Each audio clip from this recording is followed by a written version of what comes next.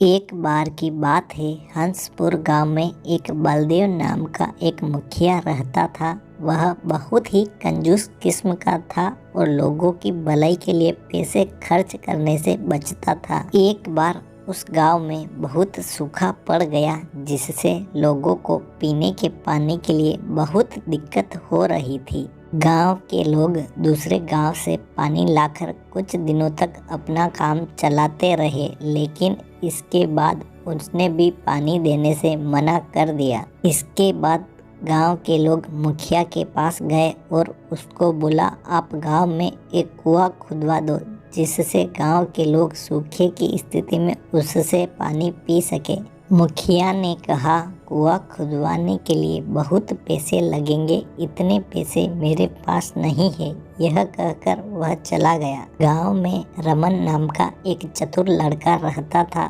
उसने गांव वालों से कहा, हम गांव वालों को ही मिलकर कुआं खोदना चाहिए। उसकी इस बात को सब गांव वाले मान गए। सभी गांव वालों ने पैसे इकट्ठे किए और कुआं खुदाई का काम शुरू किया। कुछ दिन कुआं खोदने के बाद नीचे कुएं में एक बहुत बड़ा सा पत्थर आ गया, जिसके कारण कुआं खोदने का काम रुक गया।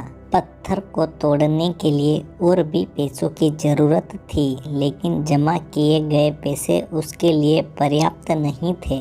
रमन ने गांव वालों से कहा, यह काम अब तुम मुझ पर छोड़ दो। रमन ने रात को जब कोई नहीं था तब आकर कुएं में 5-6 पीपे तेल के उस कुएं में डाल दिए। सुबह जब गांव के लोगों ने कुएं में तेल देखा तो पूरे गांव में यह बात फैल गई कि कुएं से तेल निकल रहा है।